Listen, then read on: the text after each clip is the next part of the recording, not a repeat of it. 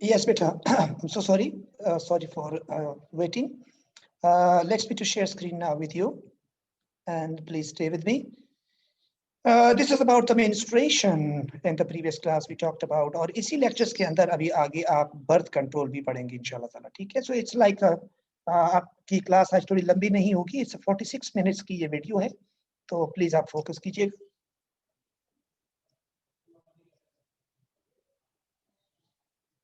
Oxygen if it arrives, ठीक है? If the egg is not fertilized, अगर egg fertilized नहीं होता तो क्या होगा? If the egg is not fertilized, it is dead by the time it reaches the uterus. सही है? It does not sink into the spongy wall, but continues onward down through the vagina. तो ये अपने आप को इनकार नहीं करता, क्योंकि डेड एक डेड इनकार कर सके. As the spongy lining is not needed now, उसकी जरूरत ही नहीं पड़ी. It gradually disintegrates and is slowly lost to the vagina, and it lasts for about 5 days. तो ये 5 दिन जो है वो एक एवरेज टाइम है जो मेजॉरिटी जो फीमेल होते हैं उनमें 5 डेज का जो टाइम ड्यूरेशन होता है ये मेंसेस का होता है, but it's variable from female to female. बाद में 3 दिन होता है, बाद में 7 दिन भी हो सकता है. So it depends upon on the age, physique and mental situation. I mean जो स्ट्रेस कंडीशन है या नॉर्मल है या इलनेस वगैरह, इन सब पे डिपेंड करते हैं. राइट. तो चलिए जी अब शुरू कर लेते हैं मेंस्ट्रुअल साइकिल. अब आपको बहुत आसान लगेगा क्योंकि आप लोगों ने पूरी story in the sense of follicles वगैरह समझ ली, तो मेरे ख्याल में अब आप लोगों को कोई प्रॉब्लम नहीं होनी चाहिए. The menstrual cycle comprises the following steps. मैंने इसको डेज वाइज क्लासिफाई किया है. सो डे 1 टू डे 5 कौन सा प्रोसेस है? Process of menses remains continue. हमने चूंकि एक साइकिल है और एक साइकिल का ना कोई स्टार्ट होता है ना कोई एंड होता है, लेकिन इसको कहाँ से शुरू करें? हमने इस साइकिल को बेसिकली डे 1 उसको कह दिया जहां से मेंसेस शुरू होती है, हमने उसको डे 1 कंसीडर कर लिया. तो डे 1 पे हम समझते हैं कि चले भाई मेंसेस का प्रोसेस है और इन 5 दिन के अंदर चारों हार्मोनल लेवल क्या होंगे ज़हीम? कौन से हार्मोन ज्यादा होंगे, कौन से हार्मोन कम होंगे? Day 1 to day 5. शाबाश.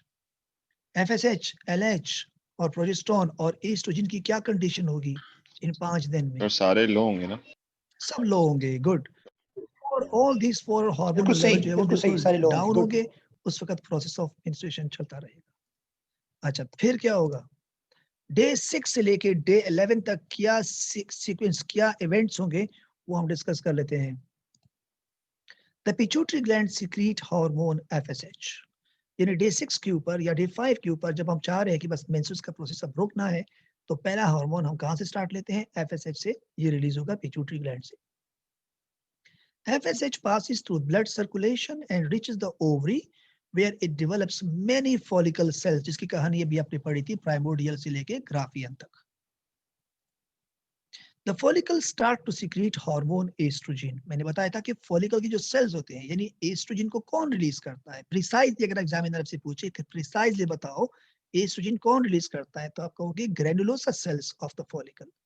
तो ये एस्ट्रोजन रिलीज करने के जैसे जैसे ग्रैनुलोसा सेल्स की तादाद बढ़ती जाएगी ऐसी ही एस्ट्रोजन की भी कॉन्सेंट्रेशन बढ़ती जाएगी.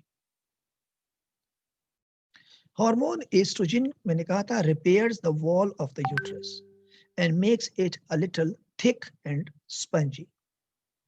रिपेयर भी करेगा और थिक भी करेगा. More estrogen inhibits further release of FSH and FSH secretion stops. मतलब ये हुआ कि मैंने आपसे पहले कहा था कि जितना ज्यादा एस्ट्रोजन होगा उस वक्त तो ये इनहिबिट नहीं करेगा, लेकिन इसका एक पर्टिकुलर थ्रेशोल्ड होता है. जब वो उस थ्रेशोल्ड पे पहुंचता है एस्ट्रोजन, तो वो ऑटोमेटिकली FSH को रोक देगा. और रोकना चाहिए भी है क्योंकि अभी एक फॉलिकल की किस्मत का फैसला तो हो कि उसका जो एग है वो रिलीज हो रहा है, आगे फर्टिलाइज होता भी या नहीं है. तो मल्टीपल फॉलिकल पीछे से ना बने, इसलिए पीछे से FSH की जो एक्टिविटी है उसको स्लो किया जाता है. ये आपके डे 6 टू अब डे 12 टू डे 17 में क्या होगी? ओव्यूलेशन होगी. आपने देखा कि जो ही एस्ट्रोजन ने FSH का लेवल कम कर दिया। आपको पता होना चाहिए कि FSH का दूसरा पार्टनर कौन है?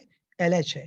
तो जब LH ये देखेगा कि FSH कम हो गया तो अचानक एक सर्ज आएगा और अचानक LH ज़्यादा हो जाएगा। LH को देखते ही FSH भी साथ में थोड़ा बढ़ जाएगा, लेकिन उस लेवल पे नहीं जितने लेवल पे LH बढ़ रहा है।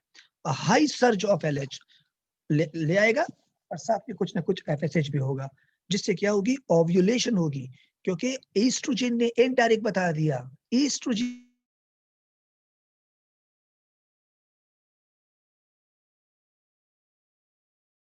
ने इनडायरेक्ट बता दिया अपनी कॉन्सेंट्रेशन से कि देखिए मेरी कॉन्सेंट्रेशन अगर इतनी है, इसका मतलब है कि हमारी तादाद बहुत ज्यादा है। तादाद बहुत ज्यादा होने का मतलब एक ग्राफियन फॉलिकल है, क्योंकि ग्राफियन फॉलिकल में सबसे ज्यादा ग्रेनुलोसा सेल्स होते हैं। और दूसरी बात ये है कि उसने ये भी बता दिया कि अब तकरीबन इतने ज्यादा कॉन्सेंट्रेशन में अगर हम हैं तो हमने एंडोमेट्रियम को भी रिपेयर कर दिया है। तो इसका मतलब वो इशारा देना चाह रहे हैं कि अब आप ओव्यूलेशन कर लें।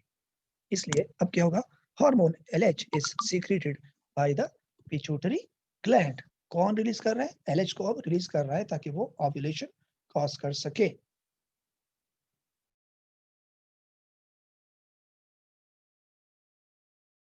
राइट? बेटा समझ रहे हो ना अभी तक? कोई कंफ्यूजन तो नहीं है?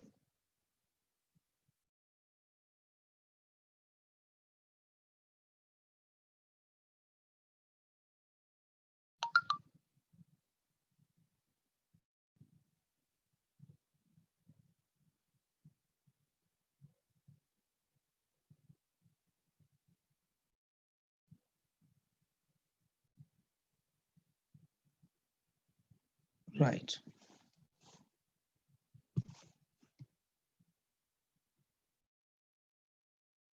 ओके, क्लियर, ठीक है। Next, LH causes ovulation to release the egg from ovary into oviduct. Ovulation हो गई। अच्छा, the remaining follicle cell without egg, जिसमें अभी एग नहीं रहा, यानी ओसाइट नहीं रहा, form another structure called yellow body और कार्पस ल्यूटियम। कार्पस ल्यूटियम बन गया। Right, the corpus luteum start to secrete another hormone called progesterone. Progesterone आ गया भाई। Progesterone further thickens the wall of uterus by supplying more blood and nutrient so that the fertilized egg is implanted. The increased level of progesterone क्या करेगा? Inhibit the secretion of LH and FSH. मैंने कहा था कि progesterone ज्यादा होगा तो वो LH और FSH को कम कर देगा। अच्छा, अब प्रोजेस्टेरोन इस वक्त प्रोजेस्टेरोन सबसे ज्यादा है और ईस्ट्रोजन, ये दोनों ज्यादा है। LH और FSH बहुत कम है इन दिनों के अंदर। Day 18 to day 28, the unfertilized egg does not divide by mitosis while passing through the oviduct to uterus. Right? The unfertilized egg dies on the way to uterus. Egg does not anchor. The egg does not anchor to the uterus wall and get into the uterus cavity. The carpus luteum degenerates. जब corpus luteum खत्म होगा तो progesterone आना बंद हो जाएगा। The production of hormone progesterone stop. जबकि LH और FSH पहले से रुके हुए हैं। This may cause the wall of uterus to shed, releasing blood and damage tissue. And this is the start of menses again. So that was the story of menstrual cycle. लेकिन मैं चाहूंगा कि अभी इसके कुछ डायग्राम्स के through और कुछ ग्राफ के थ्रू भी आपको समझा सकूं, जो कि बहुत इंपॉर्टेंट है, और उसके बाद मैं इसकी जो मोर डिटेल स्ट्रक्चर है, डिटेल है, ये मैंने बहुत अपने लेक्चर के हिसाब से आपको बताया ताकि आप आसानी से समझ सके। अब थोड़ी सी इसकी मोर डिटेल व्यू हम जो अपने ए लेवल से देखते हैं वो भी आपके साथ शेयर करने जा रहा हूँ। So graphical presentation of menstrual cycle. Look at this graph. Please look at this. तीन चीजें एक साथ हमने दिखाई है आपको। नीचे एंडोमेट्रियम का वॉल है, वॉल की थिकनेस है, ये कितना थिक हो रहा है, फिर कितना, फिर ये जो है ये मेंसेस है, जो डॉट शो हो रही है ये मेंसेस है। तो अब आकर पहले हम मेंसेस की बात करें, इस लाइन को देखिएगा, मैं इस लाइन से इधर हूँ लेफ्ट पे, तो चारों हार्मोन को देखो कि इनका लेवल गिरा हुआ है या नहीं है। देखो, ब्लू वाली, ग्रीन वाली, ऑरेंज वाली और पर्पल वाली, चारों लेवल नीचे है। ये चार हार्मोन है। तो ये ल्यूटिनाइजिंग हार्मोन है, LH है, ये FSH है, ये एस्ट्रोजन है और ये प्रोजेस्टेरोन है। तो अब आप देखेंगे कि शुरू-शुरू में क्या हो रहा है, किस हार्मोन का लेवल बढ़ना शुरू हुआ। ये देखिएगा, oestrogen.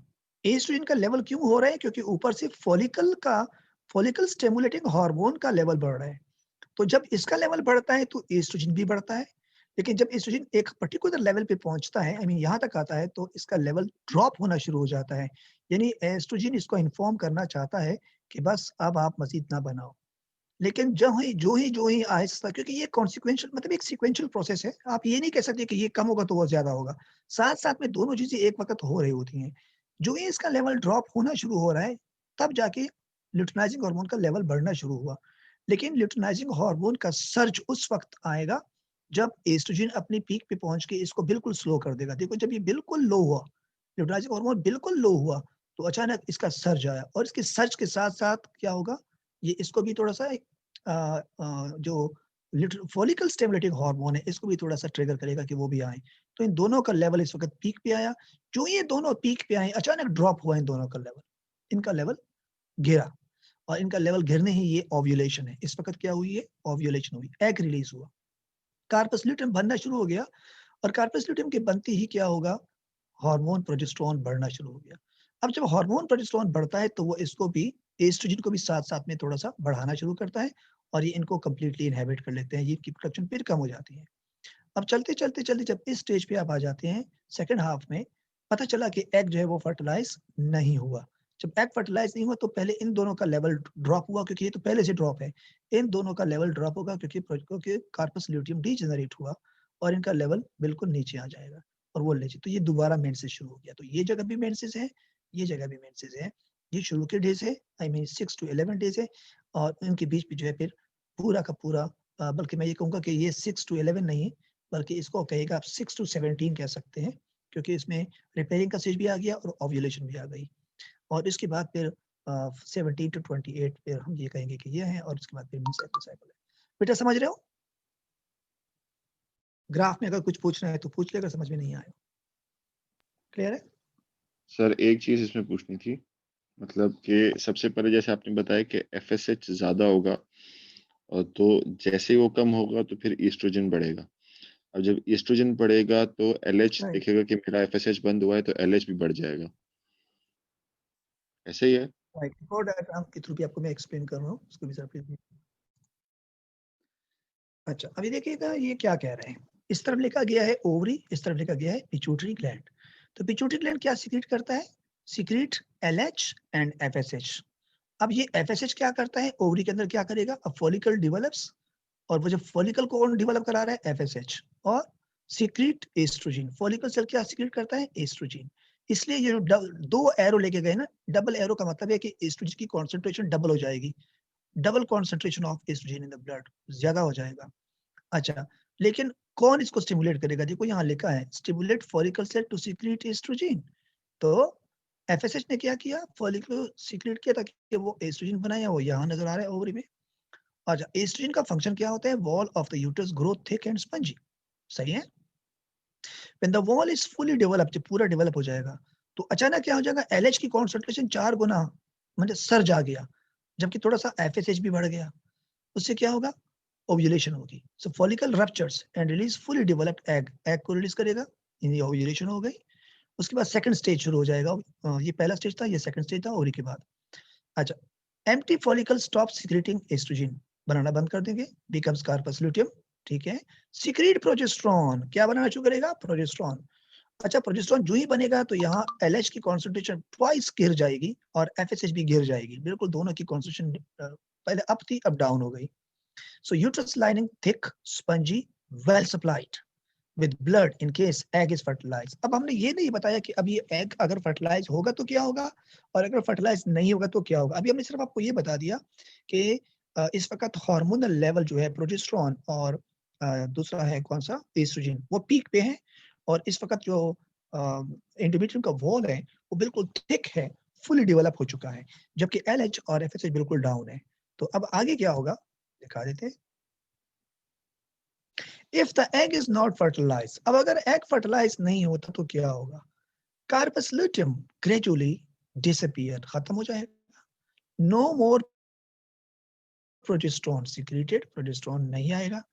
Uterus lining breaks down, टूट जाएगा, और मेंस्ट्रुएशन शुरू हो जाएगी, और उसके बाद अ न्यू फॉलिकल डेवलप, कहानी फिर शुरू हो जाएगी शुरू से।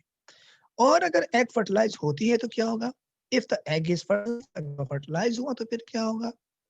Carpus luteum does not degenerate so quickly. इतनी जल्दी टूटेगा नहीं. Secrete progesterone until the embryos sink into the uterus wall and a placenta develop. Placenta जानते हो? जो कि partly made up of fetus tissue and partly made up of mother tissue, दोनों को आपस में कनेक्ट किया होता है. प्लेसेंटा का काम क्या होगा?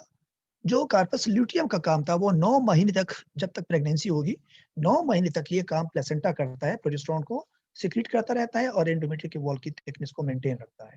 सो placenta secrete progesterone throughout pregnancy. It maintains the uterus lining so that the menstruation does not happen during pregnancy.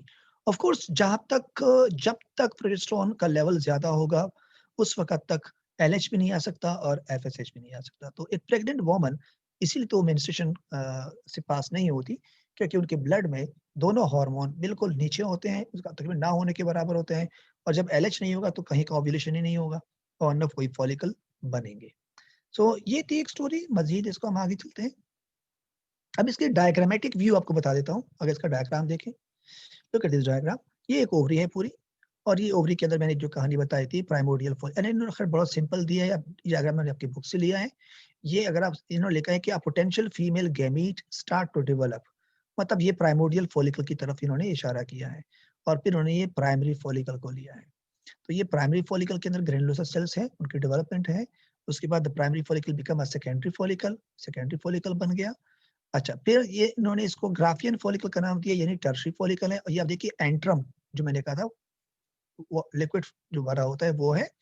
ये आपको जो नजर आता है ये कौन सी जगह है? ये ओसाइट है. कौन सा ओसाइट है? सेकेंडरी ओसाइट है एग सेल के अंदर. इसके अंदर इसका जो हमें नजर आ रहा है बेसिकली इसका न्यूक्लियस भी शो किया गया है, और ये पूरा ओसाइट का सेल है. इसके ऊपर भी ग्रेनुलोसा के कुछ सेल्स लगे हुए हैं. उसके बाद जब ये रप्चर होगा तो ये ओव्यूलेशन होगी. ये एग रिलीज हुआ ओव्यूलेशन पे, और ये कार्पस ल्यूटियम जो है ये बन गया है. अच्छा, ये कार्पस ल्यूटियम जिसको येलो बॉडी कहते हैं, ये फिर बाद में प्रोजेस्टेरोन बनाते हैं. तो ये एक डिटेल व्यू है इसकी स्ट्रक्चर की. मैं इसके साथ एक और भी आपको बताऊंगा. एंट्रम की सिग्निफिकेंस या कॉम्पोजिशन या उसकी importance. Antrum like it's like आप कह सकते हैं कि it's like a type of nutrients they used by the cells through the zona pellucida. और आप ये भी कह सकते हैं कि they are provide to reduce the friction among the cells. And आप ये भी कह सकते हैं कि they create a pressure, so which play important role in the development of carpus luteum. तो जब एक लिक्विड जमा होता है तो वो पूरे सेल्स के ऊपर एक प्रेशर डालते हैं, जिससे वो सेल्स जो है वो बर्स्ट, जिसको वो जो फॉलिकल है वो बर्स्ट ओपन हो जाता है. और इसकी सिग्निफिकेंस कुछ ऐसी खास डिटेल में नहीं है, लेकिन ये आप अपनी तरफ से लिख सकते हैं जो मैंने कोई 2-3 पॉइंट्स आपको बताए. ठीक है, right, let's move now.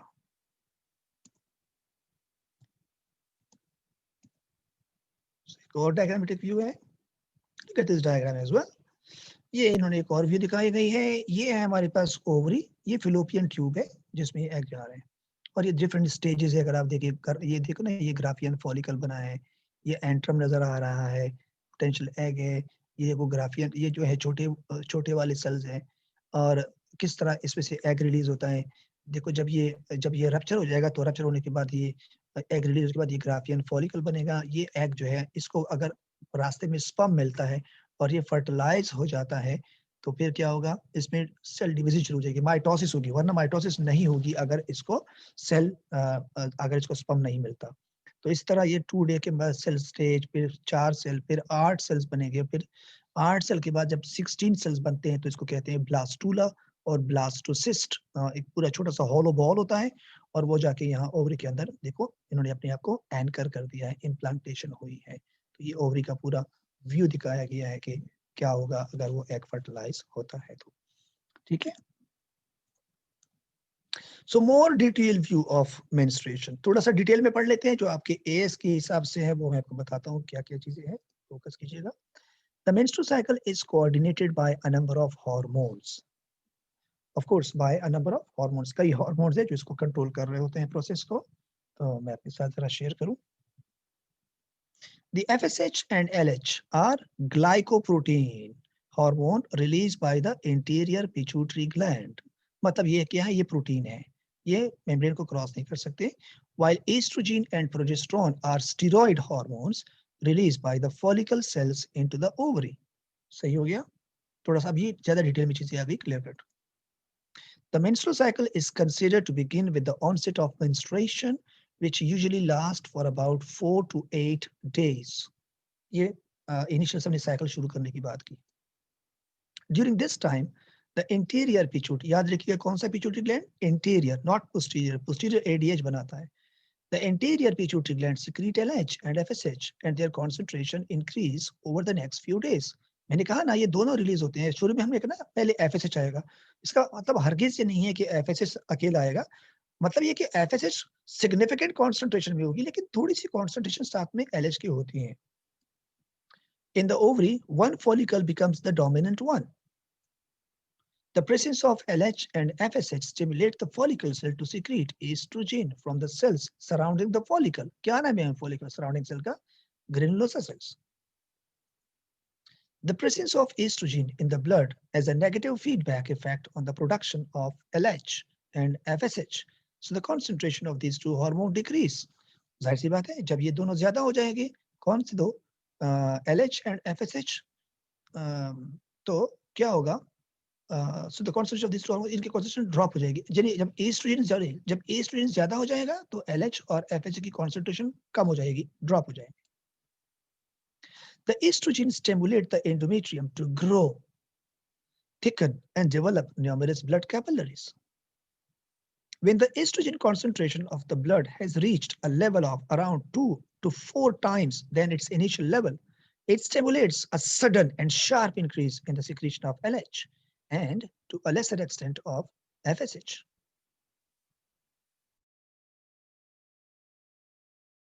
The surge of LH causes the mature follicle to burst and sheds its gamete, yani secondary oocyte, into the oviduct. This usually happens about 14 to 36 hours after the LH surge. मतलब ये कब होता है, जब LH आता है तो उससे तकरीबन 14 से 36 घंटे का मतलब होता है. एक दिन भी लग सकता है और आधा दिन भी लग सकता है, यानी 1.5 दिन भी लग सकता है. इस वक्त फिर क्या होता है, ओव्यूलेशंस होती हैं. दिस यूजुअली हैपेंस अबाउट, यानी जब LH आता है तो फौरन नहीं होगा ओव्यूलेशन, उसमें थोड़ा टाइम लगता है, जो कि 14 घंटे से लेकर 36 घंटे हो सकते हैं. The follicle then collapses to form the corpus luteum, which is called yellow body, which secretes progesterone and some estrogen. Together, these two hormones, दोनों मिलके, maintain the lining of the uterus, making it ready to receive the embryo if fertilization occurs. यहाँ में maintain का मतलब है further thickening होती है, 7 millimetre तक इसको थिक कर लेते हैं. Progesterone also inhibits the interior pituitary gland from secreting FSH. So no more follicle develop. मतलब क्या है, मैंने कहा था ना कि प्रोजेस्टेरोन क्या करता है, फर्दर FSH प्रोडक्शन को रोक देता है या स्लो कर लेता है. High levels of estrogen and progesterone in the second half of the cycle inhibits the secretion of FSH and LH by the interior pituitary gland. तो जब एस्ट्रोजन का लेवल ज्यादा हो जाता है और प्रोजेस्टेरोन भी ज्यादा हो जाता है, तो वो इन दोनों हार्मोन को रोक देते हैं, FSH और LH को. अब वो टाइम आ गया है कि अब अगर कार्पस ल्यूटियम टूट गया तो अब प्रोजेस्टेरोन और एस्ट्रोजन का लेवल भी गिर जाएगा. इसका मतलब फिर चारों का लेवल गिर जाएगा and menstruation will begin. This means that there is less stimulation of the corpus luteum so that it begins to degenerate and secrete less estrogen and progesterone. क्या मतलब है, पहला पॉइंट देखिए, high level of estrogen and progesterone in the second half of the cycle inhibit the secretion of FSH and LH by the interior pituitary gland. तो असल में corpus luteum को बनाया किसने था, LH ने बनाया था, क्योंकि LH ने ओव्यूलेशन कॉज की थी. तो अब अगर FSH और LH दोनों बिल्कुल रुक जाते हैं तो कार्पस ल्यूटियम पे थोड़ा फर्क पड़ता है और वो डीजेनरेट होता है. और जब वो रीच जनरेट तो प्रोजेस्टेरॉन और एस्ट्रोजन भी कम हो जाएंगे. As the concentration of these two hormones decreases, the endometrium is not maintained and menstruation begin. That's the story. That's the story. So the decrease also trigger the FSH secretion to begin another cycle. बेटा मैंने अपनी तरफ से कोशिश की कि इसको बहुत अच्छी तरह समझ सके, क्योंकि ये बड़ा इंपॉर्टेंट पॉइंट है. इस पे बड़े बड़े सवाल आते हैं, 9 मार्क के, 8 मार्क के, मल्टीपल स्टेप्स क्वेश्चंस आ जाते हैं. तो मैंने हर एंगल से इसको एक्सप्लेन करने की कोशिश की, with the graph, with the diagram, with की पॉइंट्स. सो मेरे ख्याल में इसमें कब कुछ ऐसी कोई कंफ्यूजन बाकी रहनी नहीं चाहिए. लेकिन still I think there are some students with me, like Hiba is here, Mehdi is here, Talal and Zaheem. Still, if you people please acknowledge, and if you think there's some confusion, so you can ask me, please.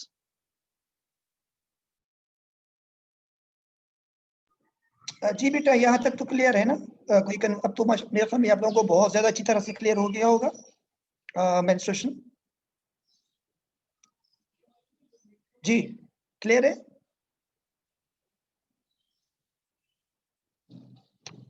ठीक है, चलिए अब हम चलते हैं आगे, और अब हम बर्थ कंट्रोल की तरफ आते हैं. प्लीज कंसंट्रेट कीजिएगा. It's your turn now. Can ask any. Birth control. Oh sorry, तो एंजाइम आ गया.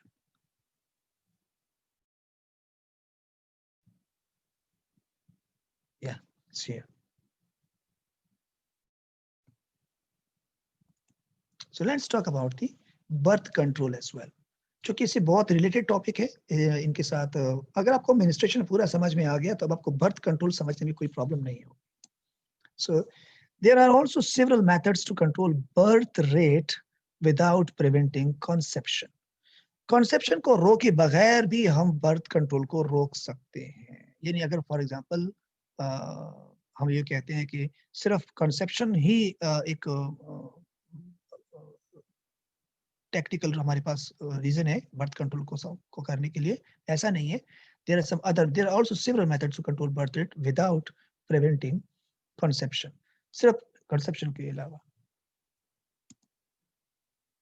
Even after conception, the embryo can be prevented for implanting into the lining of the uterus. यानी अगर conception हो भी जाती है तब भी हम ये कह सकते हैं कि जो जाइगोट है या जो एम्ब्रियो है वो उसको इम्प्लांट होने से रोके, ताकि वो यूट्रस में इम्प्लांट ना हो, तो भी प्रेगनेंसी को रोका जा सकता है. This can be termed anti-implantation methods, which include the use of intrauterine device. आप लोगों ने O लेवल के अंदर पढ़ा था IUDs, and the morning after pill. तो दो चीजें, एक तो आप ऑलरेडी पढ़ चुके हैं IUD, जो कि आपने पढ़ा था O लेवल के अंदर, कि एक प्लास्टिक की एक छोटी सी डिवाइस होती है, या प्लास्टिक का बना होता है या एक फाइबर का होता है, और उसको यूट्रस के अंदर इम्प्लांट कराया जाता है. तो वो उस जगह को बेसिकली कवर करता है जहाँ पे रिसेप्टर लगे होते हैं और जहाँ एग जो है या जो जाइगोट है वो इम्प्लांट होता है. तो अगर जाइगोट आधा भी है तो वो उस जगह पे अपने आप को इम्प्लांट नहीं कर पा सकता, क्योंकि वहाँ पे एक डिवाइस रखा जाता है, और वो डिवाइस अपने मर्जी के हिसाब से होता है, जब चाहे निकाल ले, जब चाहे रखे. तो एक तो ये था जो आप लोगों ने ओलेवल के अंदर भी पढ़ा था. एक होता है मॉर्निंग आफ्टर पिल. ये कोई नई चीज है जो आप इसको पढ़ेंगे. पिल अगर आखिर में लिखा है, इसका मतलब it's a medicine, it's a tablet, it's a drug. और मॉर्निंग आफ्टर क्यों कहते हैं इसको हम आगे जाके डिस्कस कर लेते हैं. तो द बर्थ कंट्रोल पिल, हम स्टार्ट लेते हैं बर्थ कंट्रोल पिल से, क्योंकि हमारे आपके सिलेबस में सिर्फ केमिकल मेथड है, यानी पिल्स की मुतालिक हम बात करेंगे. ओ लेवल में तो आपके पास बहुत सारे मेथड थे, जिसमें मैकेनिकल था, केमिकल था, सर्जिकल था, और रिदमिक था, नेचुरल जिसको कहते हैं. तो यहाँ हम सिर्फ क्या पढ़ रहे हैं, केमिकल, यानी birth control pill. These pills normally contain steroid hormones that suppress ovulation. थोड़ी देर पहले आपने पढ़ा था स्टेरॉइड हार्मोन कौन से थे हमारे पास, अभी अभी आपने पढ़ा एस्ट्रोजन और प्रोजेस्टेरॉन. तो कुछ ऐसे पिल्स होते हैं कि जिसके अंदर इनके सिंथेटिक हार्मोन होते हैं, जो कि प्रोजेस्टेरॉन और एस्ट्रोजन की तरह होते हैं. जब ये टैबलेट कोई फीमेल खा रही होती है तो उसका मतलब है LH नहीं आ सकता जब तक, तो उसकी ओव्यूलेशन को रोका जा सकता है. Usually synthetic hormones rather than natural ones are used. because they are not broken down so rapidly in the body and therefore act for longer. देखो, अगर हम नेचुरल हार्मोन यूज करते, वो रिसेप्टर पे बाइंड होते हैं, तो फिर उनके लिए एंजाइम आते हैं, उसको बहुत जल्दी तोड़ भी देते हैं. हम चाहते हैं कि ये ज्यादा देर तक अटैच रहें, अपना काम करते रहें, क्योंकि जाहिर सी बात है, अगर आप प्रोजेस्टेरोन और एस्ट्रोजन यूज करते हैं, वो भी सिंथेटिक हो, तो प्रोजेस्टेरोन और एस्ट्रोजन कैसे रोकते हैं एलएच और एफएसएच को, उनकी प्रोडक्शन को कैसे रोकते हैं? ऑफ कोर्स उनके प्रोडक्शन को रोकने के लिए इन हार्मोन्स का बॉडी में होना जरूरी है ज्यादा देर के लिए. अगर ये नेचुरल होती तो बॉडी का इम्यून सिस्टम इसको डिस्ट्रॉय कर लेता, सॉरी बॉडी का जो नॉर्मल सिस्टम होता है इसको डिस्ट्रॉय कर लेता. लेकिन अगर ये सिंथेटिक है तो इस पे ज्यादा देर तक एंजाइम एक्ट नहीं करता. जिस तरह की मैंने आपको पहले कहा था कि एसिटाइल कोलिन और निकोटीन का स्ट्रक्चर एक जैसा होता है, लेकिन निकोटीन इतनी जल्दी टूटता नहीं है. तो इस तरह ये ज्यादा देर तक रहेगा, तो ज्यादा देर तक जो ओव्यूलेशन है उसको रोका जा सकता है. Some forms of the pill contain progesterone only. कुछ ऐसे होते हैं जिसमें सिर्फ प्रोजेस्टेरोन होते हैं, लेकिन ज्यादातर में क्या होते हैं, दोनों का कॉम्बिनेशन होता है, प्रोजेस्टेरोन एंड एस्ट्रोजन, और इसको हम कहते हैं COCP, यानी कंबाइंड ऑरल कॉन्ट्रासेप्टिव पिल. बड़ा कॉमन नाम है, इसमें सवाल आते हैं COCP पिल्स क्या होते हैं. सो types of pill which contains the combination of both of progesterone and estrogen, which are used to reduce the level of LH and FSH in the blood so that the ovulation could be suppressed. There are many different types with slightly different ratios of these hormones. बहुत सारी किस्में हैं इन जो आपके पास ये जो tablets हैं, इनकी बहुत सारी किस्में हैं, because women are not all alike in the way their bodies respond to the pill. मैंने आपको पहले कहा था कि हार्मोनल कहानी बिल्कुल डिफरेंट है. इसकी कॉन्सेंट्रेशन अगर आप चेंज करें या इसका आपस में जो कॉम्बिनेशन का लेवल है वो चेंज करे, एक को ज्यादा करे दूसरे को कम करे, या इस तरह चेंज करेगी तो उसके इम्पैक्ट चेंज होते हैं, और इस तरह हर वुमन के लिए इसका इम्पैक्ट अलग होता है. तो यूजुअली ऐसा इतना आसान नहीं होता. अगर कोई फीमेल एक पिल यूज कर रही है तो पहले उसको ट्रायल बेसिस से गुजरना पड़ता है कि कहीं कितना उसका इम्पैक्ट है, ज्यादा है, कम है, ज्यादा. तो जब इसका बाकायदा लेवल सेट हो जाता है तो फिर वो उसी डोज को यूज करते रहते हैं. Both estrogen and progesterone suppress the secretion of FSH and LH from the anterior pituitary gland. Of course, taking the pill daily starting at the end of menstruation, जब menstruation खत्म हो तो फौरन एक पिल रोजाना खाएं. Keep estrogen and progesterone concentration high.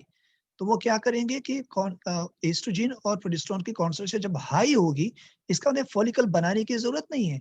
Follicle बनता इसीलिए है कि वो एस्ट्रोजन रिलीज कराएं, और जब आप खुद एस्ट्रोजन और प्रोजेस्टेरोन बाहर सोर्स से खा रहे हैं, मेडिसिन के फॉर्म में खा रहे हैं, तो फिर एफएसएच की आने की जरूरत नहीं है. This suppresses the secretion of FSH and LH and prevents their concentration from reaching the level that would stimulate ovulation. इसलिए नहीं हो सकती. This essentially mimics, ये किस चीज की नकल कर रहे हैं, the natural situation. कौन सा वाला? During the second half of the menstrual cycle. Second half का मतलब क्या था? Luteal phase, जिसमें कार्पस ल्यूटियम बना था. तो कार्पस ल्यूटियम क्या बनाता था बेटा? प्रोजेस्टेरोन और एस्ट्रोजन बनाता था. तो वही चीज आप यहाँ कर रहे हैं, तो आप इसकी कॉपी कर रहे हैं. और सेकंड हाफ में जब कार्पस ल्यूटियम मौजूद था तो आपने देखा था कि एफएसएच और एलएच नहीं आ रहे थे, तो ये उसी की कॉपी कर रहा है जब आप टैबलेट्स खा रहे होते हैं. उसके बाद कह रहे हैं stopping taking the pill after 21 days. अगर 21 दिन बाद फीमेल क्या करती है कि टैबलेट नहीं खाती और वो देखना चाहती है कि क्या वाकई टैबलेट काम कर रहा है या नहीं कर रहा. Allow the concentration of estrogen and progesterone to fall to the point at which the uterine lining is no longer maintained. तो अगर वो 21वें दिन गोली नहीं खाएं, टैबलेट नहीं खाएं, तो उनका जो लेवल है दोनों हार्मोन का वो गिर जाएगा. जब दोनों हार्मोन का लेवल गिर जाएगा तो मेंस्ट्रुएशन शुरू हो जाएगी, जो कि इस फीमेल को इंश्योर करेगी कि शी इज नॉट प्रेग्नेंट. क्योंकि कभी ये भी तो हो सकता है कि वो शायद ये सोच रही हो कि वो टैबलेट खा रही है इस वक्त इसलिए मेंस्ट्रुएशन नहीं हो रही, जबकि पता चला कि वो प्रेग्नेंट हो. तो इसलिए ये make sure and this reassures the woman taking the pill that she is not pregnant.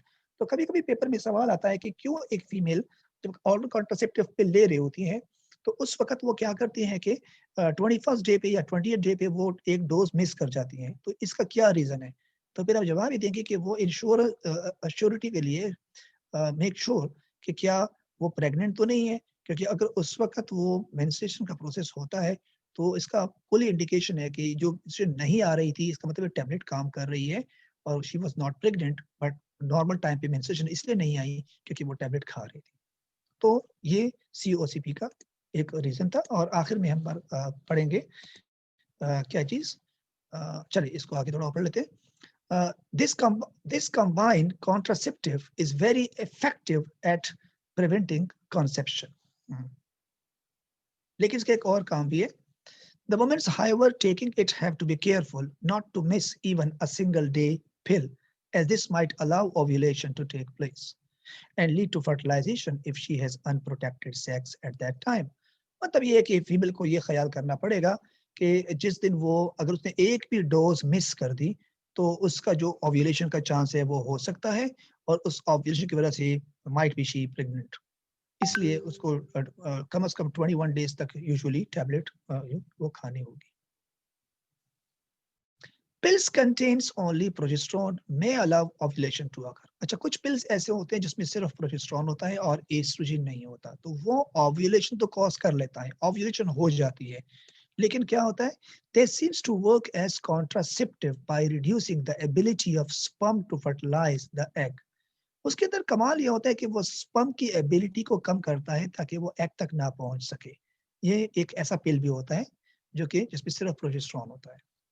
या फिर वो क्या करता है, ये जो सर्विक्स होता है फीमेल के अंदर, वेजाइना के ऊपर एक पार्ट होता है सर्विक्स, और सर्विक्स जो है वो एक किस्म की लुब्रिकेशन या एक particular type of liquid secrete करता है, तो जो कि थोड़ा-सा म्यूकस टाइप होता है। तो इसका एक फंक्शन ये भी है कि अगर ये वाले पिल्स यूज़ किए जाएँ जिसमें सिर्फ प्रोजेस्टेरोन हो, वो उस म्यूकस को इतना थिक कर देता है, इतना थिक कर देता है, इतना थिक मीडियम बनाता है कि फ़ैलोपियन ट्यूब तक पहुँचने के लिए स्पर्म को उस थिक अ अ अ, म्यूकस से गुज़रना पड़ता है जो उसके लिए मुमकिन नहीं होता।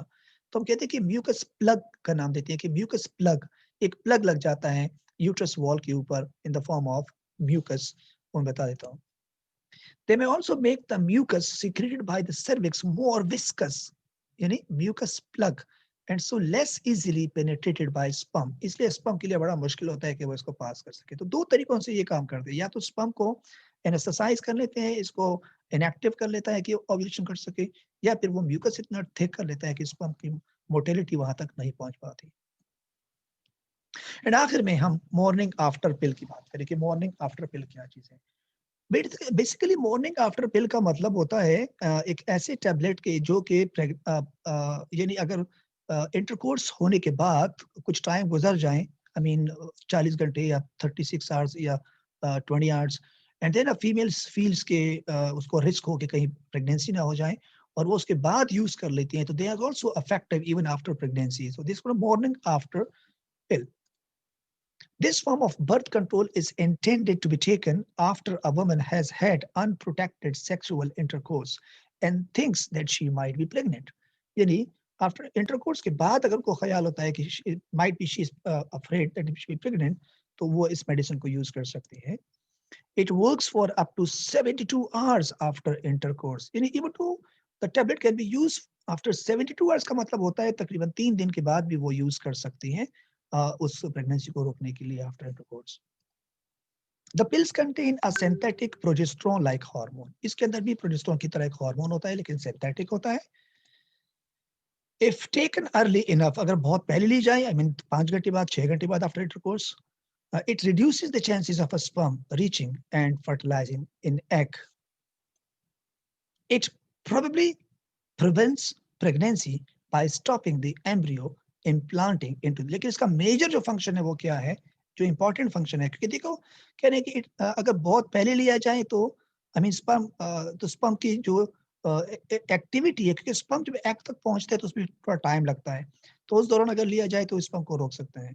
लेकिन अगर लेट फॉर्म में लिया जाए, मेनली इसका काम क्या होता है कि ये असल में इम्प्लांटेशन को रोकती है, एंडोमेट्रियम, क्योंकि इसमें प्रोजेस्टेरोन का लेवल बहुत ज्यादा होता है। और मैंने कहा था कि बाज़ औक़ात प्रोजेस्टेरोन का लेवल अगर ऑप्टिमम से ज़्यादा हो जाए किसी भी हार्मोन का तो वो एडवर्स इफेक्ट होता है। आपने पढ़ा था कि प्रोजेस्टेरोन बेसिकली क्या करते हैं, वॉल को थिक कर रहा है। लेकिन जब इसकी कंसंट्रेशन ऑप्टिमम से बढ़ जाए तो ये उसी वॉल को थिन कर लेता है। और जब वॉल थिन होगा, शेडिंग होगी एंडोमेट्रियम की, तो फिर ये इम्प्लांट नहीं होगा। So this is the importance of a morning after pill. That's the end and that's the story. बेटा गॉट इट? समझ आ गई आपको कहानी पूरी? कोई कन्फ्यूजन? नहीं है, ठीक है, दैट्स ग्रेट। सो अब हमारे रह गए एक दो टॉपिक और इसी चैप्टर के अंदर। टेस्ट बर्ड हम पढ़ेंगे, वेनस। जी बेटा, तो ये थी कहानी पूरी। अब आपको मेरे ख्याल में मेंस्ट्रुअल साइकिल की ज्यादा डिटेल अच्छी तरह समझ आ गई होगी, और बर्थ कंट्रोल का जो टॉपिक रह गया था वो भी आप लोगों ने पढ़ ही लिया मेरे ख्याल में। अब चूंकि इससे पहले आपने वीनस फ्लाई ट्रैप भी पढ़ चुके थे और टेस्ट बर्ड भी पढ़ चुके थे, तो इसका मतलब ये हुआ कि अब आपके इस चैप्टर के तमाम टॉपिक्स पूरे हो गए हैं। आप लोगों ने अगर कुछ सजेशन देनी है या कुछ पूछना है in the mean time, so please ask me. आज क्लास में ज्यादा देर तक कर नहीं सकूंगा, असल में I have to move somewhere else and नमाज भी पढ़नी है। तो आज बस इंशाल्लाह इनहेरिटेंस पर हम लोग जो हमारी फिजिकल क्लास हुई उसमें ज्यादा बेहतर है, हम उसी में स्टार्ट लेंगे इंशाल्लाह। तो अगर आप लोग इन द मीन टाइम कुछ पूछना चाह रहे हैं तो प्लीज पूछिएगा।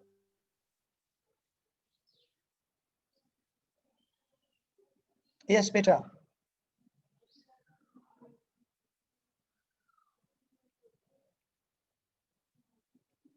यस जैनब, यूशा, यूसुफ, विक्रम।